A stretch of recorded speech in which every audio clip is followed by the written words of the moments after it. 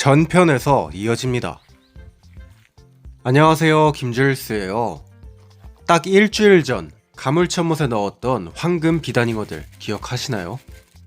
이때 논에 들어가기에는 요 녀석들이 너무 커서 논이 아니라 연못으로 들어갔었죠.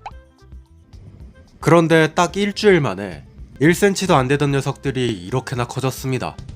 3cm는 충분히 넘기는 것 같은데, 그래서 또 크기가 역전이 되기 전에 오늘 잡으러 왔어요. 이게 넣었다가 뺐다가 도대체 뭐 하는 건지 모르겠습니다. 근데 어째 여기에도 비단잉어보다 올챙이가 훨씬 많네요. 얘도 한 3cm 정도 되는 듯 해요. 하나도 안 컸어요. 어우, 올챙이만 빠글빠글. 얘들은 대부분이 옴개구리의 올챙이인 것 같더라고요. 올챙이, 비단잉어, 그리고 토종우렁이. 어이, 몸이 길쭉한 도롱뇽 올챙이도 있네요. 얘는 다리가 다 나온 걸 보니까 금방 육지로 올라가겠습니다. 자, 그리고 족대지를 계속합니다. 넣은 적이 없는 작은 미꾸라지도 작은 크기가 계속 나오는 걸 보니까 얘들도 번식에 성공한 듯. 계속 잡아냅니다. 계속.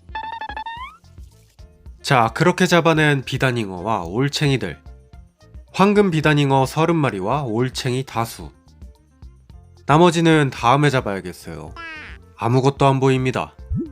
그렇게 오늘도 은별 둔벙의 방문. 이곳에 올 때마다 느낌이 새로운데요. 와, 저기 있는 녀석 어제보다 더 컸습니다.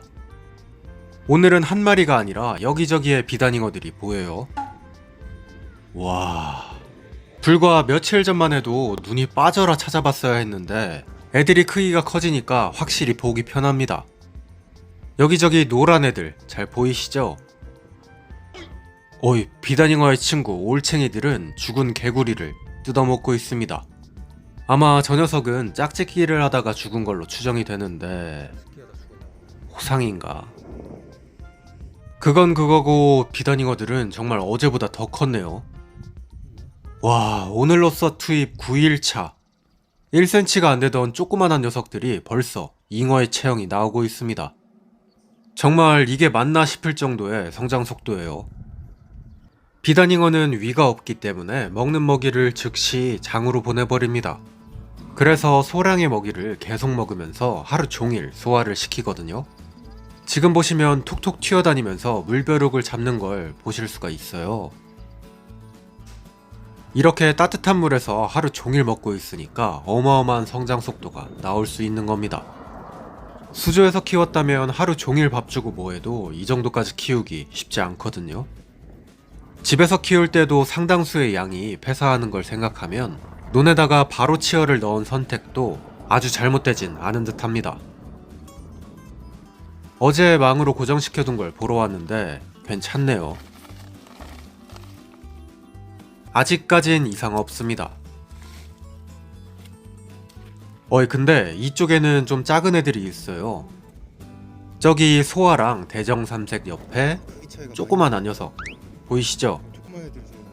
아마 2차로 들어간 홍백인 듯 합니다. 여기 옆에 엄청 많네. 여기 왜 이렇게 많아? 근데 벌써 1차와 2차의 크기 차이가 좀 나서 1차 애들이 잡아먹는 거 아닌가, 그걸 걱정해야 되는 수준이 왔어요. 어우, 이거 너무 작은데. 자, 이쯤에서 구독 한 번씩 눌러주세요. 댓글에 수온이 올라가면서 산소의 양이 부족하면 어쩌나 하는 분들이 계시던데 논에는 비밀이 있습니다.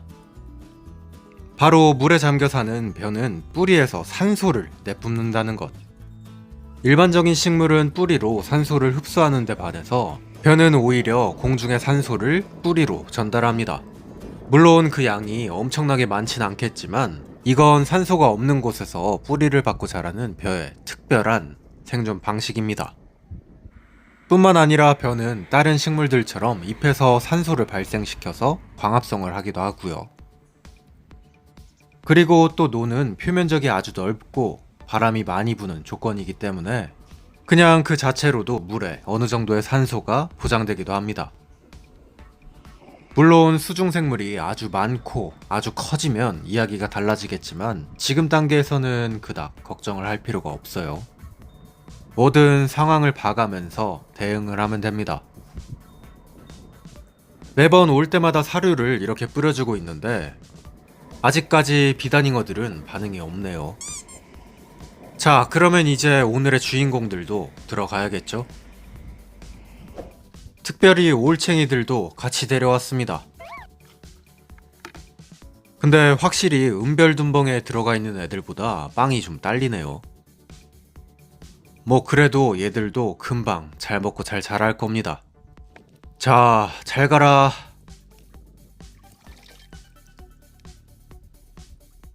이걸로 3차 물고기 투입.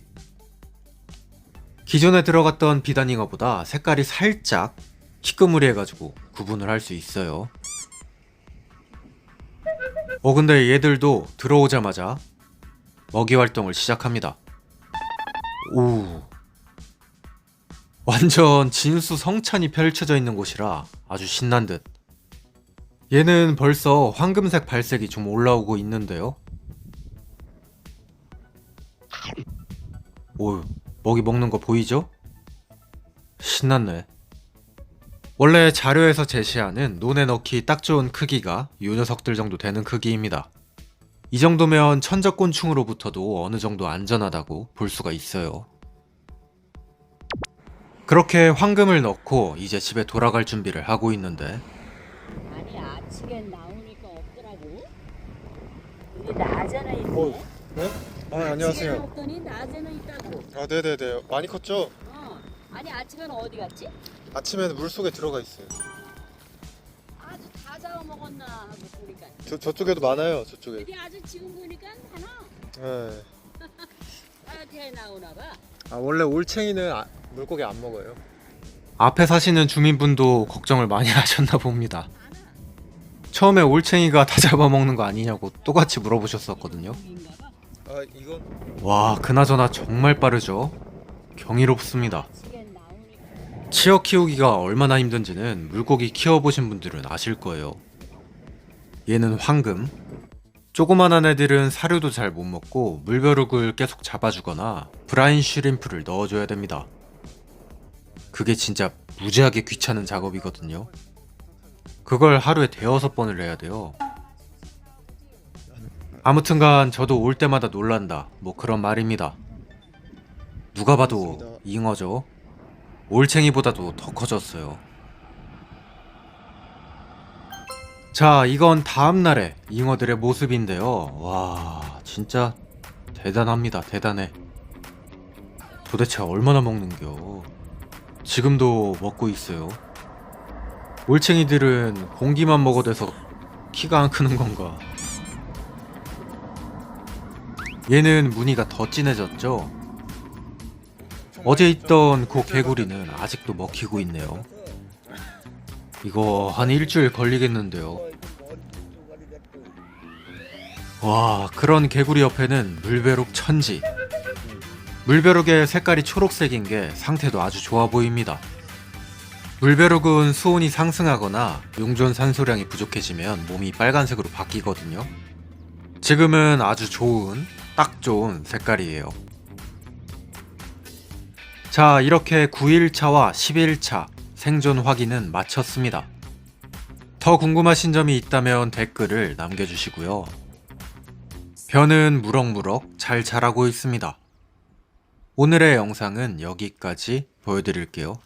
감사합니다. 김줄스였어요. 뿅.